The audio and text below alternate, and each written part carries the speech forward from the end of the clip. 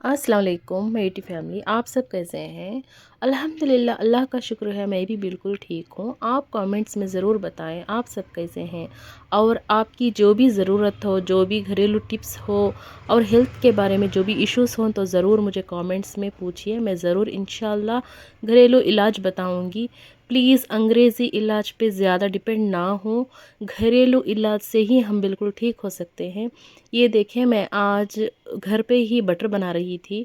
मेरे 750 रुपये बच गए। 700 यानी कि 800, 7 या 800 मेरे बचत हो गए, ऐसे समझिए। मैं घर पे ही जो मिल्क बॉयल करती हूँ उसमें जो मलाई जमती है उसको इकट्ठा करके इस तरह से बटर बना लिया है। 3 मंथ्स तक मैंने इसको फ्रीज़र में इकट्ठा किया, फिर बटर बना के मैं घी बनाई हूँ। आप मेरे चैनल पे नई विज़िट हुई हों तो प्लीज़ मेरे चैनल को सब्सक्राइब करें। इस वीडियो को एंड तक ज़रूर देखें।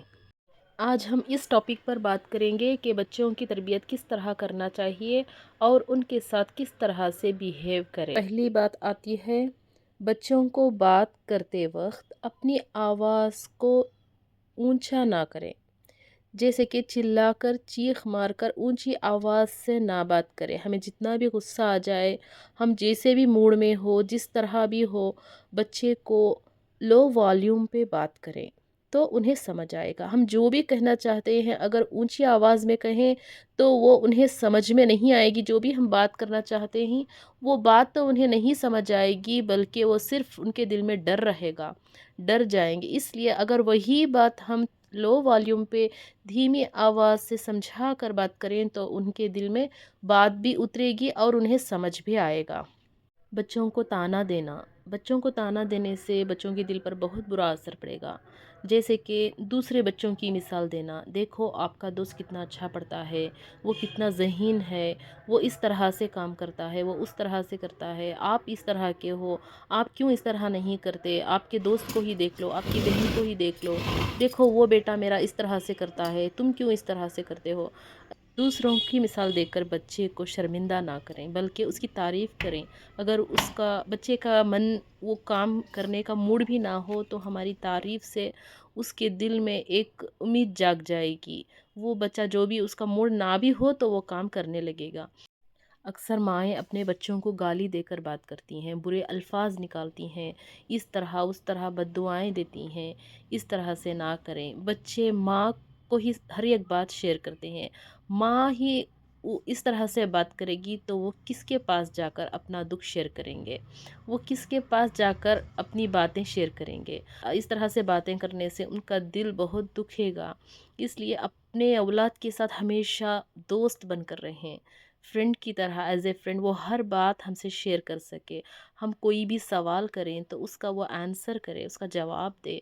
कोई भी उन्हें मसला हो, हम अगर बिठाकर पूछें उनसे क्या मसला है, आपसे क्या बात है, इस तरह से आप उदास हो, क्या शिकायत है। स्कूल से अगर आए तो पूछे सारा दिन किस तरह से गुजरा बेटा, आज किस तरह से मैम ने आपके साथ बिहेव किया, आपने कोई गलती तो नहीं की, आपकी वजह से कोई गलती तो नहीं हुई, मैम ने आपको डांटा क्या, आपने क्या सीखा आज। इस तरह से बच्चों से पूछ कर मालूम करें, फ्रेंडली रहें। कोई भी मसला हो तो मुझे बताएं, इस तरह से कहें बच्चों से। और अपने दोस्तों के साथ आपने क्या बातें की वो भी पूछना बेहद ज़रूरी है। बच्चों को ये बात बता कर रहें कि आप जो भी अपने दोस्तों से बात करेंगे मुझसे ज़रूर शेयर करना। आपके दोस्त जो भी आपसे कहेंगे मुझे ज़रूर बताएं, मैं आपको डांटूंगी नहीं। इस तरह से बोलेंगी तो वो आपसे डरेंगे नहीं, हर बात आपसे शेयर करेंगे। तब वो शेयर करेंगे तो कोई भी बात अगर गलत हो तो भी उन्हें बिल्कुल ना डांटें, समझा कर कहें इस तरह से नहीं करना चाहिए बेटा। आप अपने दोस्तों से इस तरह से कहें कि इसी बात नहीं करना चाहिए। आप ही उन्हें बोलें कि इस तरह से गलत बात है, ऐसा करना नहीं चाहिए करके हमें हमारे बच्चों को समझाना है। कोई भी बात से अगर हमारी औलाद परेशान हो, उदास हो, अकेलापन फ़ील कर रही हो, हम देखकर हमारी औलाद को समझ तो सकते हैं। उस सिचुएशन पे आप उनसे अकेले में बैठकर सवाल करें। इस तरह से कि नर्म आवाज़ हो, धीमी आवाज़ हो, उस आवाज़ में मोहब्बत हो।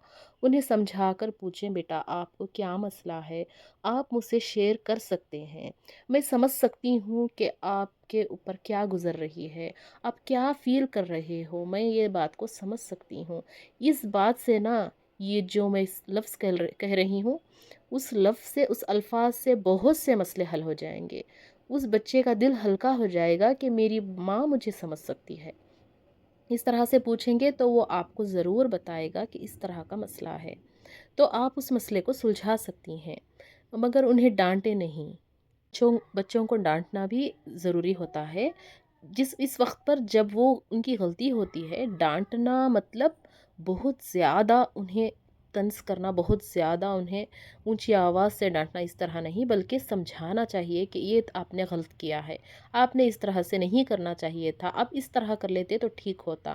بچے اگر کوئی چیز کی اچھا رکھیں تو انہیں اس میں آپشنز دیں، لیکن وہ خود ہی کی چوائس نہ ہو، بلکہ آپشنز ہمارے ہوں، ان 4 یا 5 آپشنز میں وہ کوئی ایک کو چوائس کرے۔ اس طرح سے انہیں اس غلطی کی وجہ سے کیا نقصان ہوگا، اس بات کو سمجھائیں۔ ان کی مرضی سے چوائس کرنے کا حق دیں، لیکن آپشنز ہمارے ہوں۔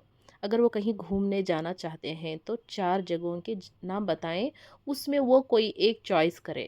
بچوں کے ساتھ ہمیشہ رحم دلی سے پیش آئیں، کیونکہ بچے بہت نرم دل والے ہوتے ہیں۔ بچوں کے ساتھ کائنڈنیس کے ساتھ انہیں بات کرنا بے حد ضروری ہے، کیونکہ وہ دل پر بہت جلد لے لیتے ہیں۔